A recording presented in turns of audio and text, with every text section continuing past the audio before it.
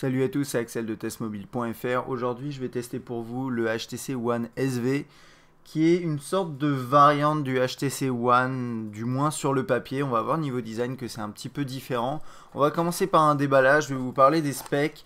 Je vais le comparer, alors j'ai pas de One S sous la main, mais je vais le comparer en termes de specs au One S. Et puis bien sûr, après, on va regarder l'appareil.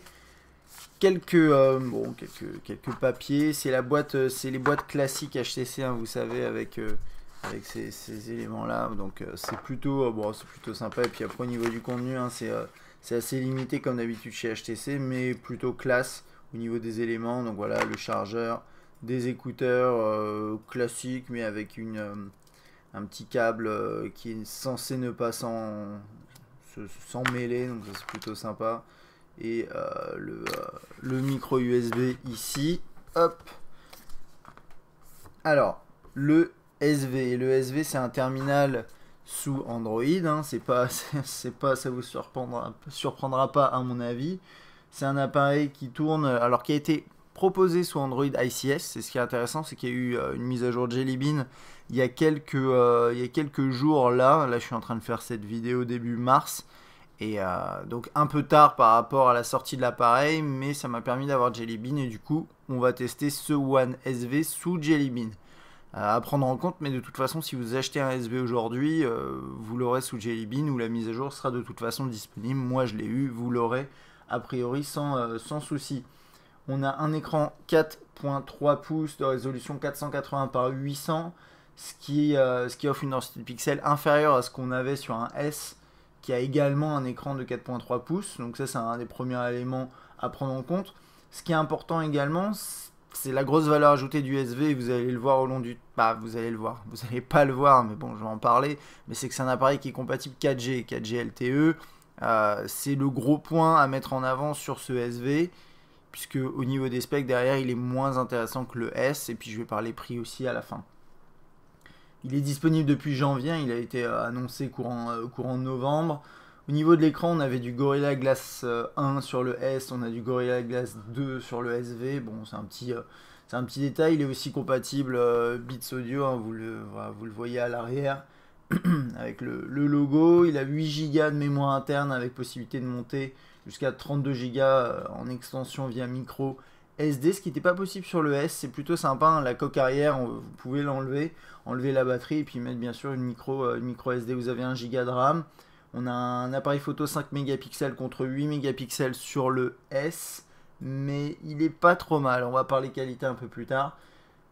Et que dire de plus? Oui, un processeur, c'est dual core 1,2 contre dual core 1,5 sur le S. Au niveau des perfs, oui, il est moins... brut, déjà, il est un peu moins intéressant que le S. Mais vu qu'il est sous Jelly Bean, voilà, depuis la mise à jour Jelly Bean, il y a eu quand même de grosses améliorations de performance. Donc vous verrez, c'est un appareil qui tourne très très bien, il n'y a pas de souci. Il a une batterie de 1800 mAh et bon, vu que là je parle de la batterie, je vais parler autonomie tout de suite. C'est un terminal qui m'a offert globalement une journée complète en autonomie, en usage, on va dire, normal, modéré, c'est-à-dire un peu de web, utilisation voilà, en téléphone et notifications, Gmail, etc. Un peu de mail en plus et un tout petit peu de vidéo, YouTube, streaming, ce genre de choses. Donc ça, c'est pas vraiment intensif. Si vous commencez à l'utiliser de manière plus légère, vous aurez jusqu'à 2 journées. Si par contre là vous commencez à jouer un peu plus là, tout au long de votre journée, là vous terminerez la soirée avec l'appareil à 0% a priori. Ce qui m'inquiète en fait sur ce terminal, ça m'inquiète pas vraiment, mais parce qu'a priori le terminal a été pensé pour, mais c'est qu'avec la puce 4G, quand elle est activée, normalement l'autonomie est moindre. Le problème, c'est que dans le coin, il n'y a pas de 4G pour nous, on ne peut pas la tester, c'est encore un peu limité, et j'ai pas pu tester la 4G sur le SV. J'ai lu qu'apparemment c'était très satisfaisant en termes de débit, ce qui est tout à fait si logique. Après derrière ça dépend de l'opérateur, de la couverture, etc. Mais la question c'est au niveau de l'autonomie, et ça aujourd'hui je suis incapable de vous répondre sur l'impact de la 4G sur l'autonomie. C'est un peu dommage, mais bon, on va pas pouvoir faire autrement là-dessus. Mais bon, globalement, une grosse journée en utilisation normale. J'imagine qu'en 4G, vous aurez voilà, une autonomie un petit peu moins bonne, mais ça reste à confirmer. C'est à peu près tout pour les specs niveau prix. Alors c'est un petit peu particulier parce que le One aujourd'hui, vous pouvez le trouver à environ 350-380 euros. Il reste relativement cher entre guillemets pour un terminal de haut de moyenne gamme. Moi, le S, moi je le qualifie de haut de moyenne gamme. Il est quand même, c'est un très bon appareil. Le SV, vous le trouverez. Alors il y a en nu, il y a énormément de variations entre les sites et ça c'est assez incroyable d'ailleurs. Typiquement, voilà, je vais vous donner les noms des sites, mais Expansys le propose à 299 euros. Ils ne doivent pas marger des masses, puisque les autres sites sont plutôt sur des prix entre 350 et 400 euros. J'ai vu un prix maximal aujourd'hui à 420 euros nu. C'est quand même 100 euros de plus que ce que propose Expansys. Donc regardez, cherchez bien. Ce qu'il y a aujourd'hui, c'est que donc vous pouvez vous procurer un SV à peu près au même prix qu'un S qui est plus puissant, mais qui n'est pas 4G. Si la 4G vous intéresse pas, je pense qu'un S est largement plus intéressant, d'autant plus que vous le verrez, le design est différent, voilà. Mais moi je trouve que le S est plus intéressant au niveau du design avec son revêtement en céramique, etc. Et dernière chose, il est disponible en blanc, en rouge, version que j'ai absolument pas vue sur le net en vente, donc je pense que c'est un peu compliqué de se la procurer, mais bon, en rouge. Et bleu-gris, c'est une sorte de bleu-gris tout simplement. Ça ressemble d'ailleurs pas mal au One S en gris, qui avait une légère teinte bleutée. C'est un petit peu ça, d'après ce que j'ai pu constater, peut-être un peu plus bleu quand même que le One S. Je pense avoir fait le tour au niveau du prix et des spécifications, et du coup on va passer au design. Alors c'est un appareil qui est vraiment différent de ce qu'on a pu voir en tout cas dans la gamme One. Après ça fait plus penser à un Desire dans l'esprit, mais c'est un appareil qui est très compact et très agréable à prendre en main. On a du 4.3 pouces qu'on peut facilement agripper, et on va regarder du coup dans le détail tout ça. Donc là-haut, on a une sortie audio qui est un peu particulière. Elle fait toute la longueur, alors que généralement, c'est pas comme ça tout simplement chez HTC. Enfin, elles font toute la longueur, mais elles n'ont pas un design aussi marqué. Là, elle est vraiment très visible. On a la caméra frontale ici, juste à l'avant. C'est du 1,6 mégapixels. Ici, on a les boutons, les touches sensibles. Cette touche-là, appui prolongé, permet d'ouvrir les fonctions menu, puisque HTC a choisi voilà, de procéder de cette façon-là pour certaines interfaces. C'est pas forcément optimisé, mais ça va dépendre aussi des développeurs. Donc bon, là-dessus, vous verrez, c'est assez fonctionnel. À l'arrière, le micro USB et le micro. Touche de volume sur la droite. Rien d'autre. Donc là, on voit vraiment bien sur cette version blanche les 3 couches de couleurs. Noir, le gris là ici qui est du plastique, et l'arrière en blanc. Et en fait c'est cet élément là qui change de couleur en fonction des variantes, gris, bleu et rouge. En haut on a le jack 3.5 et le bouton on-off verrouillé déverrouillé qui ressort légèrement. C'est toujours quelque chose qui est parfois c'est un peu compliqué chez HTC.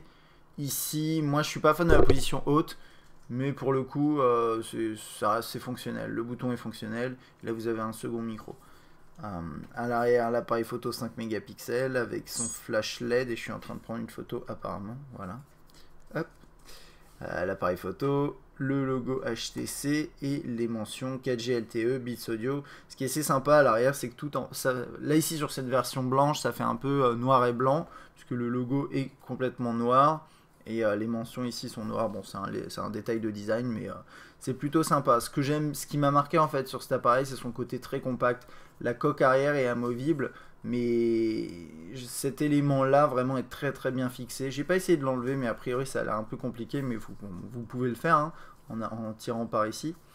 Je peux essayer d'ailleurs, mais ouais, voilà, là, je ne vais pas l'ouvrir parce que bon, ça va être prise de tête, mais quand vous l'ouvrez, voilà, vous sentez bien, il y a une grosse résistance et généralement c'est plutôt bon signe. C'est pas pratique si vous voulez l'enlever, mais ça reste possible, et derrière, voilà, ça vous permet d'avoir quand même quelque chose de qualité. Et là, quand j'appuie dessus, bah, il n'y a pas de craquement. C'est un appareil globalement qui tient très bien en main. Il est un peu large par rapport à sa taille, je trouve. Pas gênant, mais il me semble un chouïa plus large que ce qu'on a l'habitude de voir sur du 4.3 pouces. Ça, je suis pas sûr à 100%, mais ça m'a semblé. Et puis la coque arrière, elle est légèrement arrondie comme ça, voilà. Et bah, en termes de prise en main, du coup, ça rentre très très bien dans la paume de la main. C'est plutôt nickel, quoi. J'ai pas grand chose à dire là-dessus. Ok, alors on va passer à interface. Je vais aller assez vite et je vais surtout axer ce test sur les évolutions avec Jelly Bean. Alors, je vais pas me concentrer que là-dessus. On va parler aussi de l'expérience sur le web, etc. Mais il y a pas mal d'éléments qui ont été ajoutés depuis Jelly Bean et je pense que c'est intéressant de faire le tour de ces choses. Je vais peut-être en oublier, hein, mais je pense que j'ai la liste complète sous les yeux, donc ça devrait aller. Donc vous avez l'écran de déverrouillage avec voilà, ce système-là et la possibilité de lancer rapidement une fonctionnalité, donc type appareil photo, etc. Avec Jelly Bean, vous avez également d'autres écrans de déverrouillage qui sont accessibles via les options de personnalisation, style d'écran verrouillé. Là, vous avez celui que j'ai activé. Vous avez aussi productivité qui permet d'afficher différents éléments. Donc là, les appels, les messages, les emails, etc. Donc vous pouvez choisir ce que vous voulez afficher. Vous avez toujours celui album photo, friend stream, contact météo et normalement vous en avez un autre voilà, qui s'appelle musique qui est plutôt sympa. Je vais le mettre pour vous montrer. Hop. Voilà, vous avez ça. Vous pouvez afficher. Alors là, là il est en train de, ouais, là il a pas affiché les autres pochettes. Mais là il est en train de lire de la musique. Et voilà, bon, c'est un widget assez sympathique qui permet de contrôler votre musique et même de naviguer limite entre les morceaux de cette façon-là. Là, vous avez les morceaux lus récemment. Si j'appuie là, voilà, on peut basculer entre les. Enfin, là j'ai juste lu récemment. Je sais pas si on peut basculer entre les playlists. Voilà, comme ça. Lu récemment et là non, ça c'est pas les playlists, pardon. Là c'est lu récemment, on a 2 pages avec donc ça fait un total de 8 morceaux, mais du coup c'est quand même pratique, ça permet de à la fois naviguer et à la fois contrôler votre musique de cette façon là si voilà, si vous utilisez le lecteur musical bien sûr d'HTC qui en soit bien, donc bon, il n'y a pas de souci. Ensuite, l'apport de Jelly Bean, bah, c'est tout ce qui est Google Now, c'est le Project Butter avec une meilleure fluidité. Ça, bon, bah, j'ai tout simplement constaté que l'appareil a été extrêmement fluide, extrêmement réactif. Hein, typiquement sur ce genre de truc, on le voit bien. Vous avez également les notifications qui s'ouvrent de cette façon-là. Donc, c'est des notifications améliorées. Donc, tout ça, bon, ça c'est des ajouts dans Jelly Bean de base sur n'importe quel terminal Android. Mais là, ici, on le voit vraiment bien. Il y a également des changements au niveau des couleurs. Alors là, on ne le voit pas parce que j'ai changé mon skin. Et du coup, ce que je vais faire, c'est que je vais basculer sur le skin classique. D'ailleurs, tant que je suis là, il y a quelques nouveaux éléments, notamment béton et un autre, je crois que c'est acier. Voilà, bon, ça c'est un détail, mais c'est des nouvelles skins. Et là, voilà, par exemple, au niveau des couleurs qui ont été choisies pour les différents éléments, c'est plus proche de ce qu'on trouve dans Jelly Bean, avec ce bleu-là, au lieu de, je ne sais plus ce qu'on avait avant, non, la surcouche Sense. Mais en tout cas, là, ici, c'est ces couleurs-là. Je ne sais pas si je vous ai parlé du numéro de version, on va aller voir rapidement. Donc, aujourd'hui, voilà, dans cette version de test, il est en 4.1.2 avec Sense 4+, qu'on a pu découvrir également. Sur d'autres terminaux qui ont subi cette mise à jour, mais également le One X Plus qui est sorti directement sous Sense 4 Plus.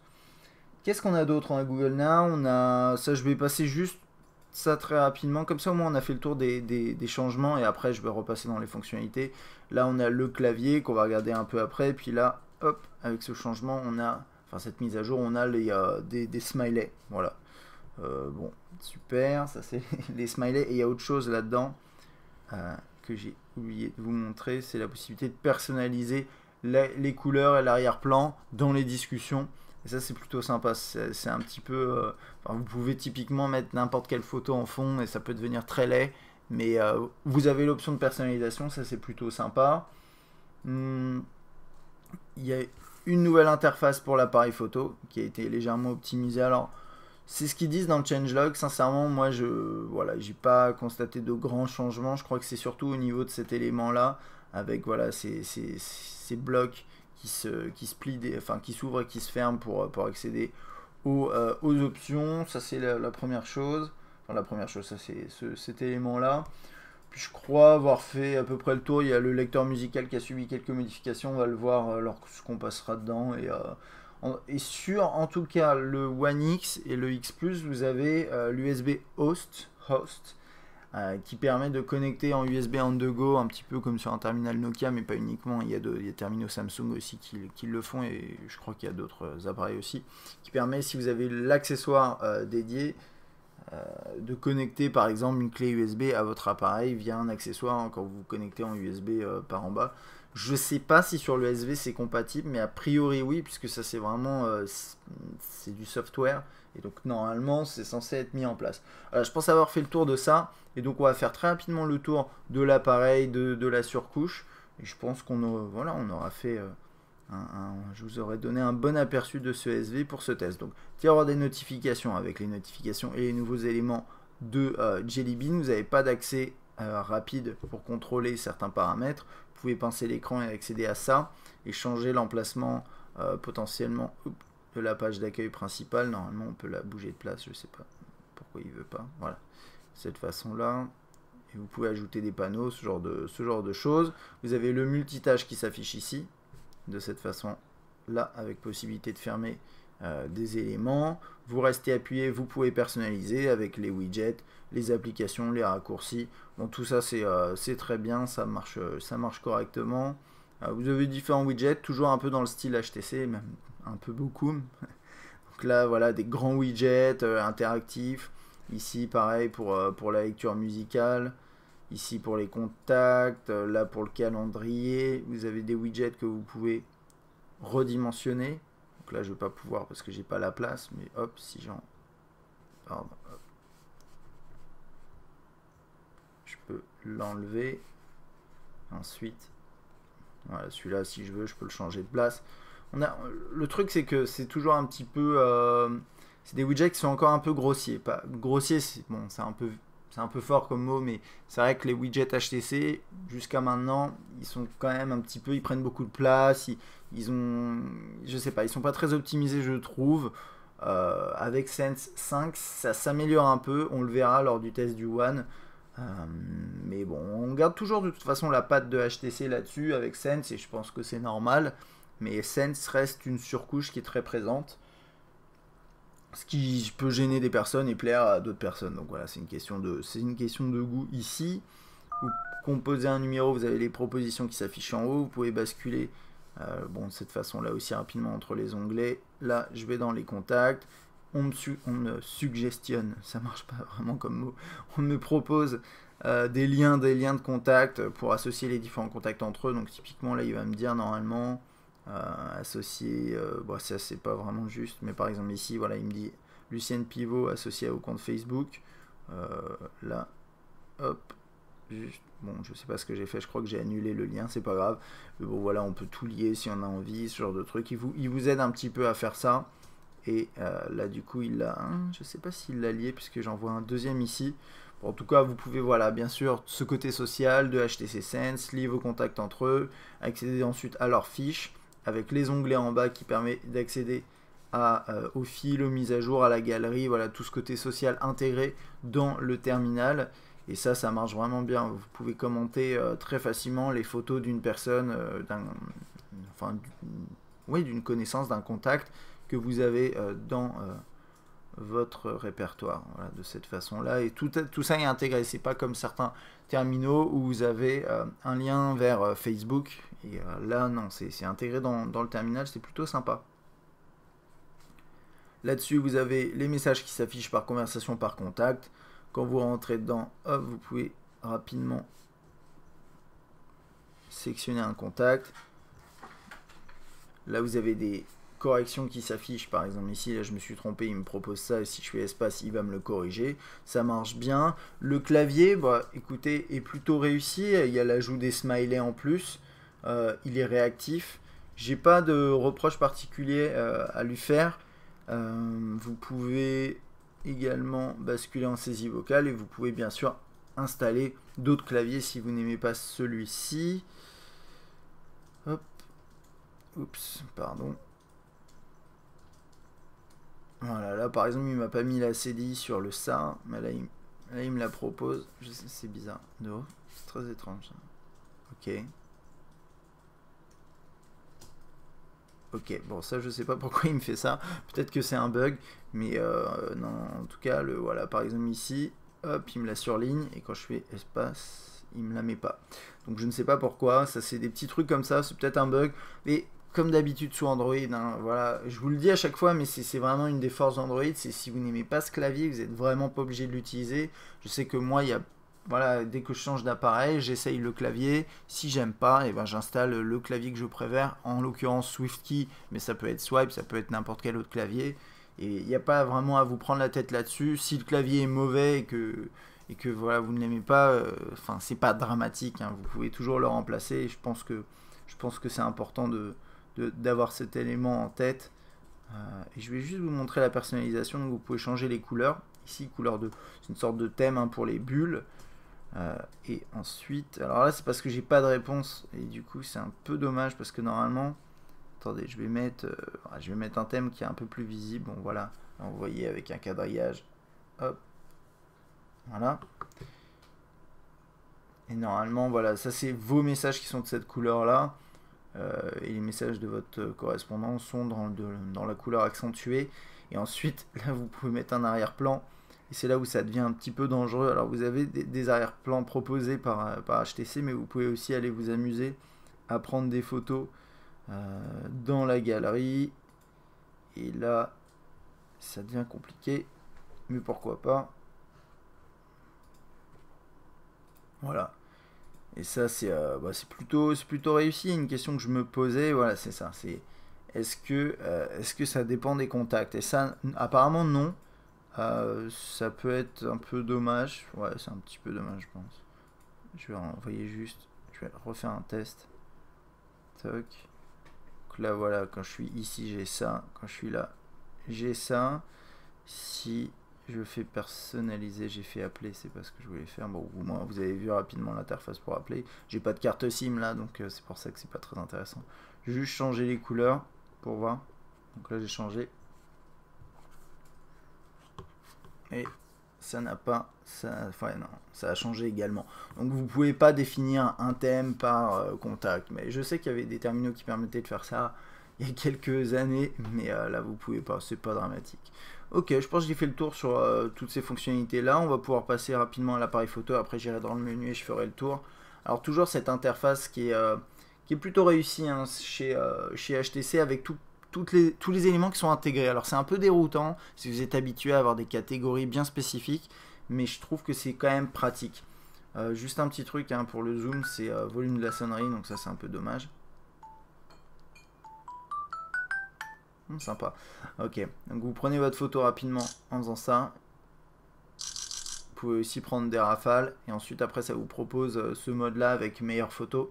Ça marche bien, et en plus l'appareil est vraiment réactif là-dessus. Vous pouvez zoomer au doigt ici, et vous pouvez également filmer directement en appuyant là. Pendant que vous filmez, vous pouvez prendre des photos. Voilà, de cette façon là. C'est en train de prendre les photos là. On ne l'entend pas puisque vu qu'on filme, c'est préférable. Vous avez les effets en accès rapide ici, donc vignettes, ce genre de choses. Voilà, ici, ça donne quoi? Ça donne... Donc ça c'est le zoom, pardon. Voilà, on le voit pas forcément là sur... Ouais, c'est bizarre d'ailleurs qu'on voit pas l'effet. Je vais en mettre un autre juste pour voir. Je sais pas, voilà, vous mettez mono. Là on le voit un peu plus. Ici. Bon, c'est des petits effets sympas quoi, qui permettent de potentiellement, si vous aimez bien les effets, partager vos photos. Vous n'avez pas besoin d'utiliser des plateformes différentes comme Instagram. Bon, bien sûr, il y a le côté social dans Instagram que vous ne retrouvez pas là. Mais si c'est juste pour les effets, vous pouvez potentiellement utiliser ça. Il n'y a pas de souci. Ensuite, sur la gauche, vous avez quelques effets.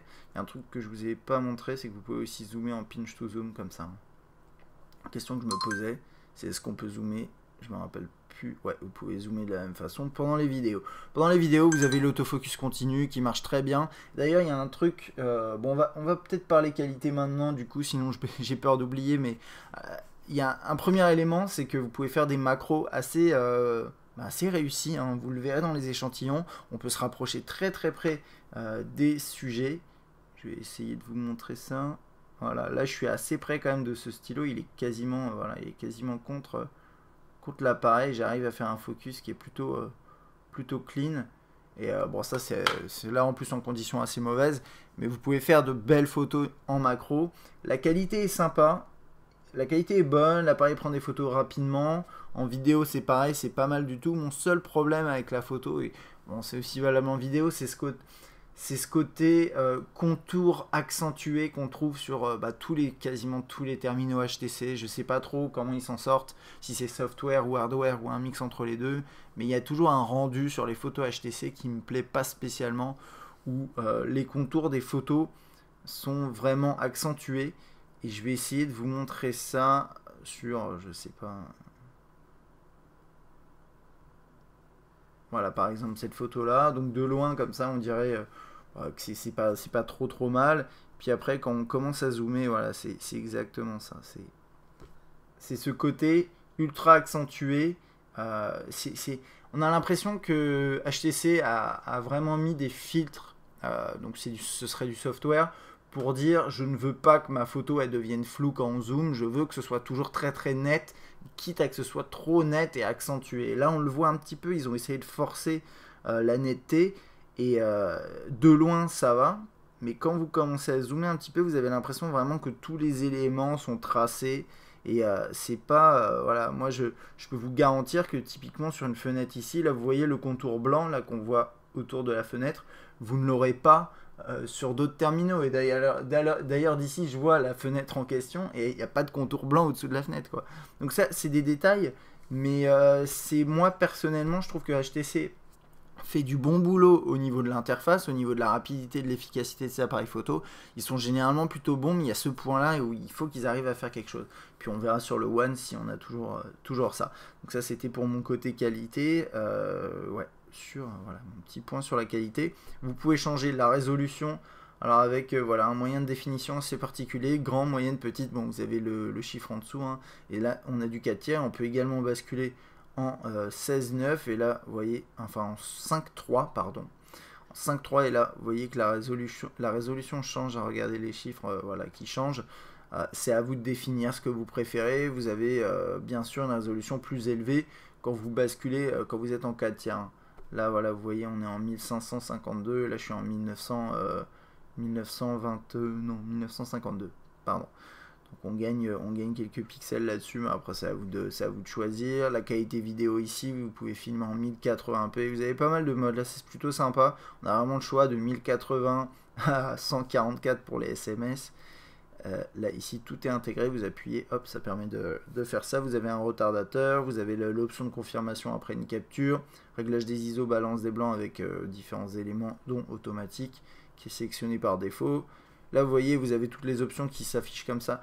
Je sais pas si je suis fan de tous ces menus dépliants, hein, ça prend vraiment pas mal de place à l'écran, mais bon, ça permet de tout optimiser. Vous avez une stabilisation vidéo, bien sûr pas optique, hein, logiciel, qui marche de la même façon que sur n'importe quel terminal de ce type-là, un type acheté, par exemple l'iPhone 5 a un système de stabilisation, et c'est pas excellent, là c'est pareil. C'est à peu près tout. Vous pouvez mettre la grille, son du déclencheur, etc. Ok, là c'est pour accéder à la caméra frontale. Là vous avez le flash. Et là les différents modes avec mode vidéo enfin bizarre, vidéo. Pour moi je dirais vidéo au ralenti. Là ils disent en ralenti, bon pourquoi pas, remarque c'est la même chose.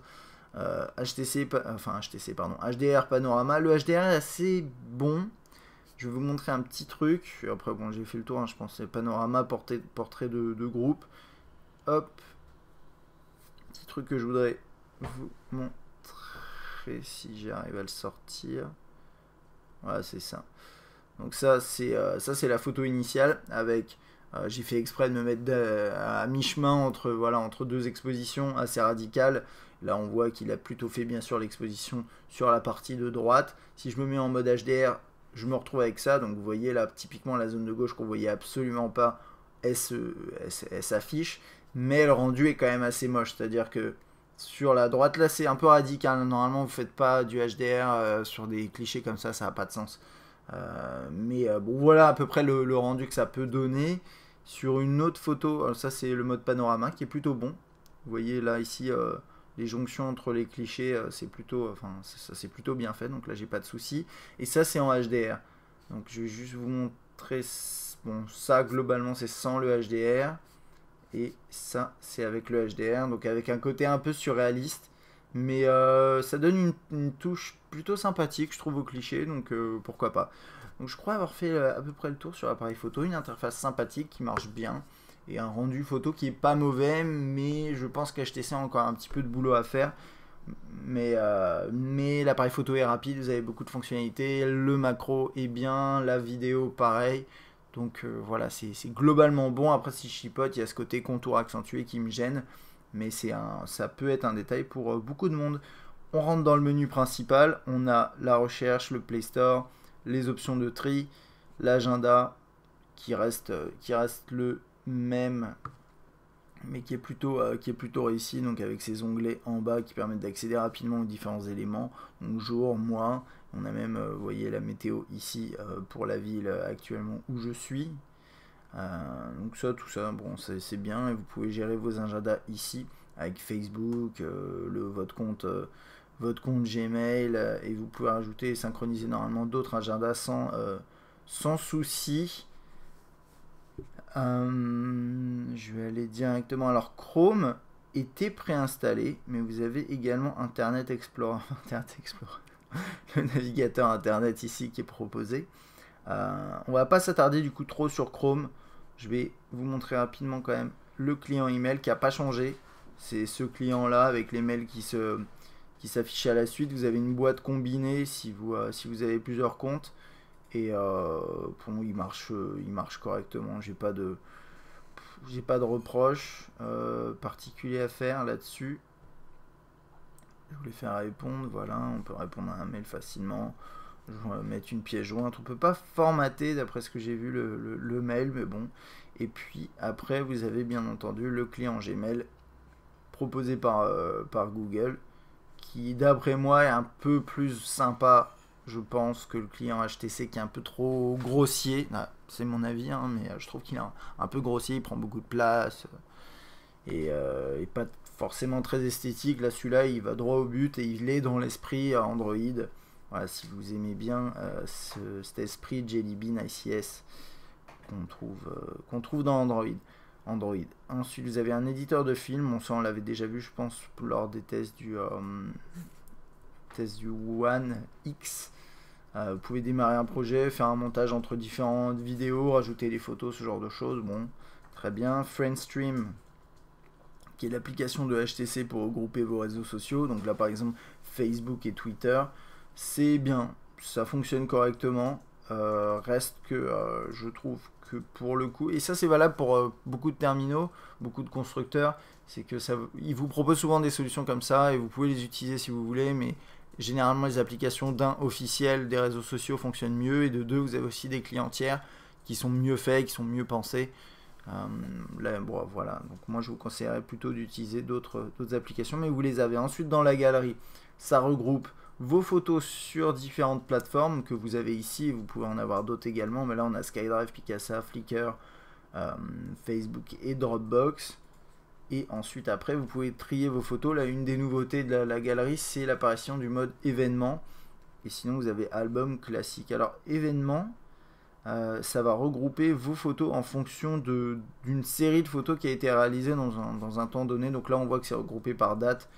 Et typiquement, oui, c'est à peu près ça, quoi. Là, on a des photos qui ont été capturées d'après la date ici en 2008. Et elles sont regroupées, elles sont toutes regroupées là-dedans. Ça, c'est des captures qui ont été faites. Là, j'ai des photos, quoi. Donc, il a distingué vraiment en mars les captures d'écran des photos qui ont été capturées parce qu'il estime que c'est deux événements différents. Voilà, vous pouvez défiler assez facilement. Modifier, partager. Je trouve ça dommage que HTC n'utilise pas les petites icônes d'Android qui permettent de dire partager, modifier, etc. et d'utiliser du texte, c'est pas très esthétique. Par exemple, supprimer, il pourrait utiliser la petite poubelle en icône, et là du coup ça prend, c'est à moitié, enfin c'est pas très esthétique vu que le texte n'est pas complet. Bon, c'est des détails, mais ça c'est des petits efforts d'interface que HTC devrait faire. Vous pouvez modifier, rogner, mettre des effets, ça voilà, vous accédez à ça qui permet de rajouter des petits effets sur votre photo. Donc ça permet de rentrer encore en complément de ce qu'on a déjà. Vous pouvez partager, et là vous avez un petit menu qui s'ouvre pour partager votre cliché. Et quand je vous disais, voilà, au niveau de la macro, c'est pas mal quoi. C'est pas mal du tout. Ok, donc ça c'est pour la galerie. Et puis vous avez aussi un mode plan. Alors là, je sais pas si ça va fonctionner parce que j'ai pas géolocalisé, géotagué mes photos. Je vais zoomer un peu sur la France pour voir s'il y a quoi que ce soit qui s'affiche. Non, mais bon, voilà, avec ça, si vous géolocalisez vos photos, vous aurez des petits points qui s'afficheront sur la carte, vous pouvez appuyer dessus, et ensuite après vous avez un événement qui regroupe toutes vos photos, en fonction de, voilà, typiquement vous allez faire un voyage quelque part, vous prenez 5 photos un jour à tel endroit, bah, vous aurez un point à tel endroit, vous appuyez, vous avez vos 5 photos qui s'affichent. Voilà, c'est assez fonctionnel, c'est pas mal. L'horloge, fonctionnalité alarme, chronomètre, compte à rebours, bon ça c'est toujours bien de les voir intégrés. Vous avez HTC Media Link, donc qui permet de faire du DLNA et du mirroring. Oups, voilà. Donc c'est ce qu'ils disent, hein, grosso modo, hein, en faisant glisser 3 doigts. Donc ça c'est le petit geste en plus. Alors je vais pas pouvoir vous le montrer là parce que je suis pas équipé, c'est un peu compliqué. Mais ils disent, voilà, vous pouvez configurer et partager instantanément votre contenu sur votre téléviseur HD, bon, compatible bien entendu, et vous avez un mode double écran, donc mirroring, qui permet de partager un film, un diaporama, etc. Voilà, et ça, c'est intégré, ça s'appelle HTC Media Link HD, ça fonctionne bien. On va passer au web. Hop, vous avez un navigateur web avec un système d'onglets, ici. On va rester sur ceci, vous avez menu, avec la gestion des téléchargements, afficher le site bureau et activer ou non Flash. Ça c'est bon, voilà, c'est un des rares navigateurs restants qui supporte encore Flash, puisque Chrome le supporte plus. Hein. Et ce navigateur qui est proposé par défaut sur le SV est plutôt bon. Il est vraiment sympa. Vous pouvez double taper, afficher directement les colonnes. Il est très fluide à l'utilisation. J'ai pas de soucis particulier là-dessus. On va rentrer dans un article. Pendant ce temps-là, hop, si vous voulez, vous pouvez basculer sur un autre site. Donc vous pouvez faire différentes tâches en même temps, bien entendu. Double tape. Et normalement, alors j'ai peut-être pas activé ici, voilà. Vous double tapez sur du texte et vous avez tout qui se remet en page automatiquement. Donc c'est pratique hein, pour consulter du texte. Vous pouvez faire des copier-coller. Là ici, on peut partager le texte, faire une recherche web. C'est des petites fonctionnalités qui sont un peu gadget, mais qui ont le mérite voilà, d'exister. Hop. Vous pouvez fermer les onglets de cette façon-là et ouvrir un onglet en navigation privée. Normalement, je croyais qu'il allait charger en tâche de fond, mais apparemment, il ne l'a pas fait. Ok. Et cet article a l'air... Ah, il a pas... Voilà, il a chargé. Hop. Là, ici, vous avez la vue article. Alors, ça, c'est appelé généralement vue lecteur sous d'autres terminaux, mais ça permet tout simplement de d'épurer complètement l'interface, d'enlever tous les éléments de l'interface et lire juste le texte. D'après ce que je vois, il n'y a pas les photos. Parce que normalement il y a une photo dans l'article, mais bon ça va dépendre des sites hein, et de comment le système arrive à interpréter l'article tout simplement. Mais globalement voilà, c'est un navigateur web ici qui marche très très bien. On va essayer de lire cette vidéo, je sais pas si je vais pouvoir. Ça m'a l'air un peu compliqué. Hein? Peut-être pas, non? On va voir. Qu'est-ce qu'il dit? Il dit pas grand chose. Ouais, il dit ça va être chaud. Je sais pas, je pense que ça c'est du HTML5. Mais en théorie il est censé fonctionner. Alors vous restez appuyé sur ce bouton là, ça va ouvrir le menu. C'est un des éléments à noter. Le flash player n'était pas activé. On va le relancer, on va voir. Peut-être c'était du flash. Puis après, je regarderai peut-être quand même rapidement comment ça se passe sous Chrome. Je pense que ça reste intéressant. Hop, on va essayer de le lancer pour voir si c'était du flash.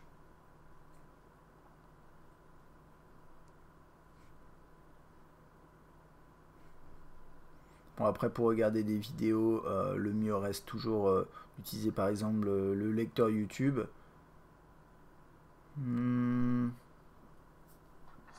Ouais, voilà.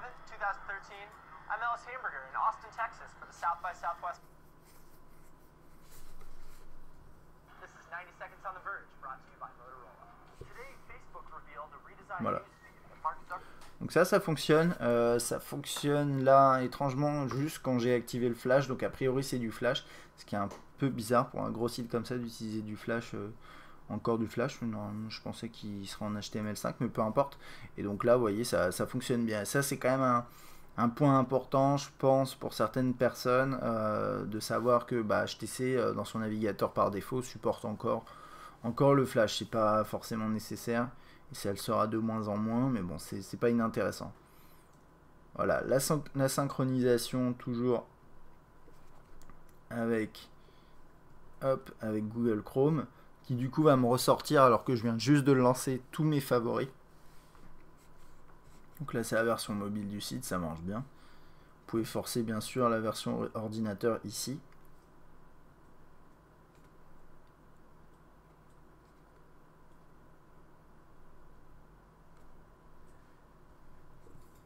On va attendre que ça se charge. Voilà, c'est fait. Je vais juste lui enlever quelques processus, même si normalement ils sont pas censés occuper grand chose. J'ai quand même le sentiment, ça c'est quelque chose que j'ai constaté sur d'autres terminaux aussi, c'est que parfois le navigateur par défaut est quand même plus fluide que Chrome, et là pour le coup c'est le cas. Moi je trouve quand même que le navigateur par défaut est plus fluide que Chrome. C'est pas extrêmement choquant, mais ça se sent quand même, Donc là-dessus, je pense que je vous conseille d'utiliser le navigateur proposé par défaut, qui est très très bien. Et je vais juste réessayer un truc, c'est de lire cette vidéo pour voir si potentiellement elle fonctionne ou non. Et puis après on passera à autre chose, et le lecteur est un peu différent, donc ça se trouve en fait c'est vraiment peut-être disons une vidéo qui bascule en HTML5 sous Chrome et en Flash sous d'autres navigateurs, c'est un peu compliqué. Et là, ouais, ça n'a pas l'air de charger des masses. Non. Bon, bref, peu importe. Ça, c'était un détail, c'était juste pour voir un petit peu comment ça se passait niveau composants. Et je pense qu'on a fait le tour niveau web. Globalement, si vous utilisez ce navigateur-là, vous aurez une très bonne expérience. Et moi, je trouve que voilà, c'est un appareil qui s'en sort très très bien. Et pour info, je pense que le One S sous Jelly Bean s'en sort au moins aussi bien, voire mieux, vu qu'il a des specs légèrement meilleurs. Et donc sous Jelly Bean, j'ai pas pu le tester sous Jelly Bean, mais je pense que voilà, c'est le cas. Vous avez Maps, la météo, des petites options, miroir, musique. On va passer justement à cette partie-là. Donc ici qui regroupe différents éléments, un petit peu comme dans la galerie, donc avec TuneIn Radio, SoundHound qui est une sorte de Shazam, 7 Digital qui est une plateforme d'achat en ligne, ils ont des partenariats entre eux, on peut accéder au serveur média également. On a une barre en bas qui permet de lire en permanence, enfin d'avoir un accès rapide à la lecture. Ça c'est toujours sympathique. Je vais lancer la lecture, hop, pour vous montrer 2-3 trucs. Donc quand vous lisez un morceau, vous avez, bon là on a ce lecteur là parce que je suis en mode musique, mais même si j'étais pas dans le lock screen musical, on aurait quand même ces contrôles. On a les contrôles ici en accès rapide, on a également celui-là. Voilà, donc on est quand même équipé, il n'y a pas de souci là-dessus. Au niveau des contrôles, on accède à la musique, on a les filtres ici par album, artiste, chanson, genre, etc. Alors d'après le changelog Jelly Bean, ça c'est nouveau. Pour être tout à fait honnête là-dessus, j'ai un doute et je me rappelle pas exactement de comment c'était trié avant. Je pense que c'était similaire à ça, mais peut-être avec quelques ajustements qui ont été faits. Mais en tout cas, voilà, là vous pouvez trier par album, artiste, chanson, playlist, et ça fonctionne bien. Donc là je suis dans album, je vais aller dans artiste. Hop. Voilà, donc là j'ai un morceau, c'est dommage qu'il n'y ait pas de... Je vais relancer du coup un autre. Voilà, on a la pochette. Donc, je peux activer, afficher certains détails, certaines informations. Il y a un autre truc que je voulais voir. Et je sais pas si... Ouais, c'est peut-être après. Alors, attendez, on va relancer ça. Voilà, c'est ça que je cherchais. Là, on peut obtenir différentes... Là, on peut obtenir le profil du morceau qu'on est en train d'écouter avec cette fonctionnalité SoundHound qui est intégrée. Et mettre à jour la pochette également.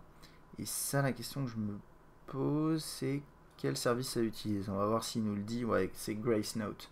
Donc ça, c'est toujours vraiment le service qui est intégré un petit peu partout, qui permet d'aller chercher les éléments des pochettes. Si vous voulez mettre à jour tout votre catalogue, vous pouvez le faire. En lecture, vous avez quelques options ici, celles qu'on a vues tout à l'heure. Le mode répétition et le mode aléatoirement inversé. La pause suivant précédent, vous pouvez avancer dans le morceau. Ça marche bien. Et puis on va regarder un petit peu niveau qualité du haut-parleur, ce que ça vaut.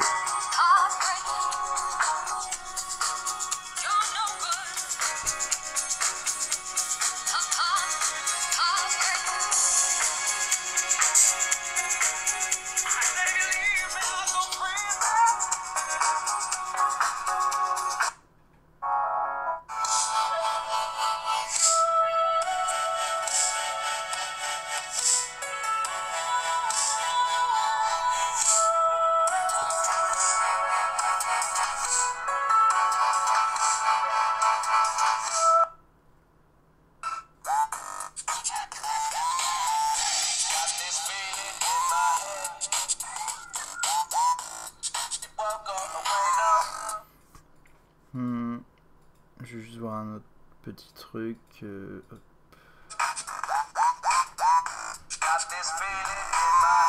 Ouais, ok. Donc, y a pas, je cherchais s'il y avait des fonctionnalités. Souvent, en lecture haut-parleur, il y a des fonctionnalités qui permettent d'optimiser un peu la qualité ou le volume.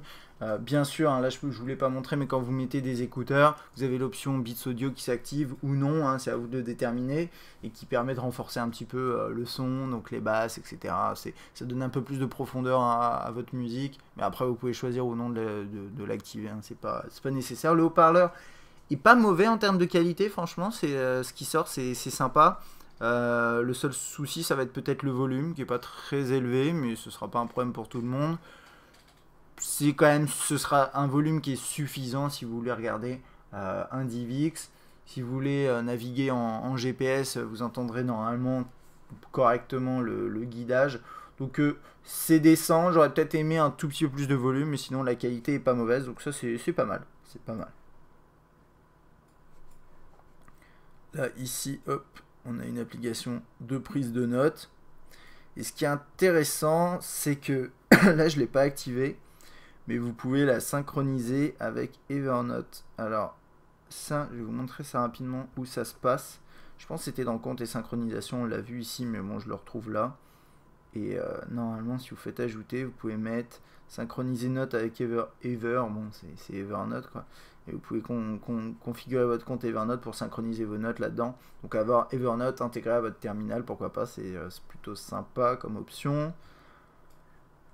Bon, Play Film, Play Music qui est préinstallé, et le Play Store bien entendu, et donc tout ça vous pouvez les utiliser pour remplacer potentiellement musique, vous pouvez utiliser Play Music ou musique. Et avec Play Music, ce qui est sympa, je pense que vous le savez, mais c'est qu'avec Android vous pouvez avoir de la musique dans le cloud entre guillemets, sur les serveurs de Google, et l'afficher sur votre terminal. Vous pouvez faire du streaming ou télécharger vos fichiers, ça permet d'économiser parfois de la mémoire. Mais ça consomme par contre de la data, mais si vous êtes en Wi-Fi, ça devrait pas être un problème. Enfin bon, voilà. Rescue, qui est une application qui permet de vous donner une assistance technique et ce genre de trucs à distance, etc. Très bien. Un gestionnaire de tâches. Bon, voilà. Qui est pas mal et qui est en plus synchronisable avec Google Task, et ça c'est quand même bien. Ce que j'aime bien, c'est que vous avez quelques fonctionnalités intégrées qui restent pas autonomes, qui fonctionnent aussi avec d'autres services. C'est plutôt bon. Ça, il me semble que c'est un jeu, je sais pas, qui est intégré depuis les premiers terminaux HTC sous Android, il me semble. Donc c'est rigolo. TuneIn Radio qui est là, il y a quand même pas mal de services qui sont préinstallés. Vous avez Twitter, une visionneuse PDF, Watch, HTC Watch, c'est un service qui permet de louer et d'acheter des films et des séries, normalement des séries je pense aussi, mais au moins des films sur le web. Et puis voilà, hein. Je pense que j'ai fait le tour. J'ai pas parlé performance, alors j'ai fait un petit bench et là c'est un score qui est pas terrible, faudrait que je le refasse. D'après ce que j'ai vu, déjà première chose, c'est au benchmark, l'ESV a des scores améliorés depuis sa mise à jour de JBean, donc les performances sont meilleures qu'avant. Bon, vous, si vous l'achetez aujourd'hui et que vous êtes direct sous JBean, ça vous concerne pas trop, mais si vous l'avez déjà, si vous avez déjà de terminal, je sais pas pourquoi vous regardez le test dans ce cas là, mais pourquoi pas. Et si vous avez déjà le terminal et que vous passez sous JBean, vous aurez un gain en performance brut, ça c'est plutôt sympa. Et derrière, moi ce que j'ai constaté, c'est qu'en jeu, ça fonctionne de manière tout à fait honorable. J'ai, par exemple, je peux vous montrer un petit jeu comme ça, mais ça c'est pas un jeu très très lourd, mais c'est à titre d'exemple. Sur un dual-core 1,2 GHz aujourd'hui, vous pouvez quand même faire tourner la majorité des jeux en 3D. Vous aurez une durée de vie un peu moindre que par exemple un One X ou un X Plus ou un terminal comme ça. Mais franchement, c'est quand même très très bien. C'est très très bien. Je vais vous montrer ça rapidement. Voilà, tout est très très fluide. Hop. Bon, là c'est quand même un jeu qui est pas bien lourd. Il reste en 3D, hein, donc voilà.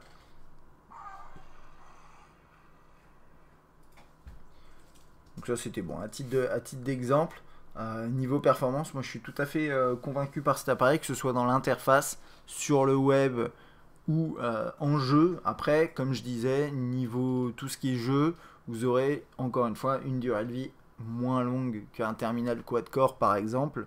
En gros, ça signifie que avec un quad-core, vous pourrez encore jouer pendant peut-être 2 ans à des jeux bien lourds. Là, avec celui-là, ce sera peut-être plus 1 an ou 1 an et demi, quelque chose comme ça. Mais encore, c'est pas forcément valable dans tous les cas, puisqu'il y a des jeux casual gaming qui sont pas forcément en 3D, qui sont pas gourmands, qui sont optimisés pour les terminaux moins puissants et qui fonctionneront encore dans 2 ans.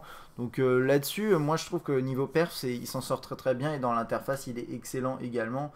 Et du coup, je vais pouvoir conclure sur ce SV. Les éléments à mettre en avant, depuis peu, il y a Jelly Bean, avec beaucoup de fonctionnalités intégrées, pas mal de nouveautés, et ça, on apprécie.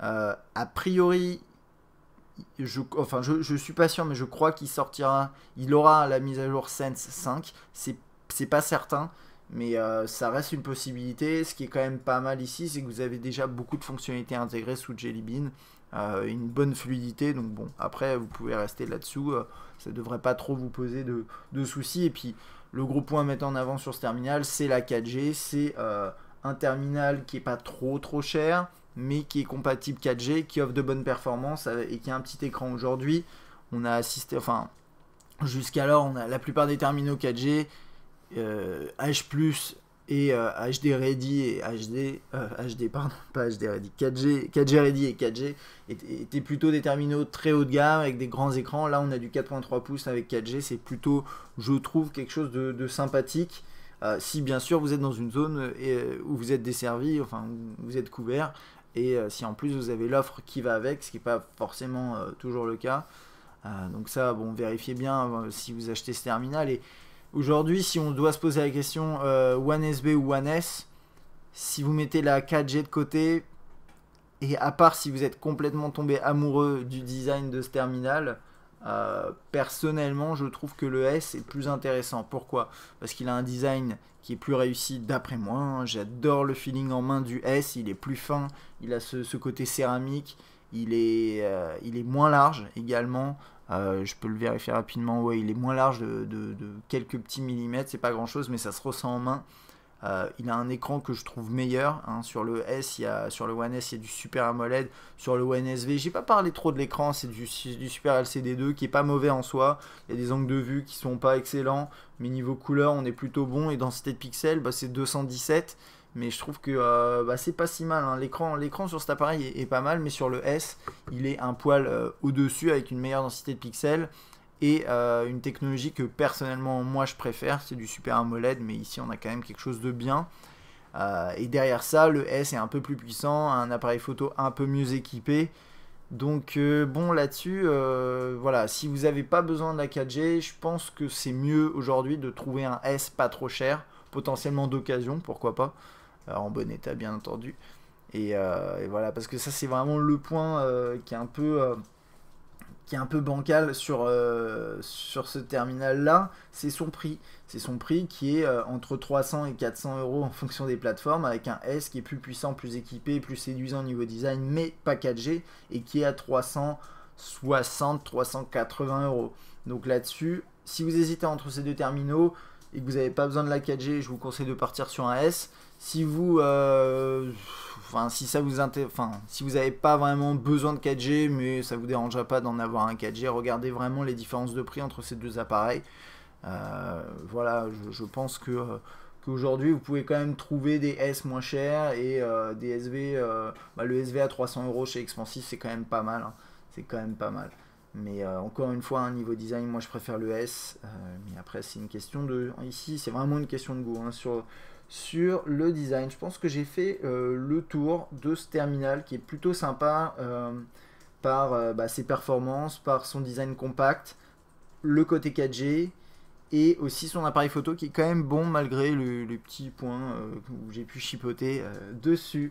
Voilà, si vous avez des questions sur ce One SV, n'hésitez pas à les poser sur Test Mobile ou sur YouTube. J'espère que ce test vous a plu. À bientôt.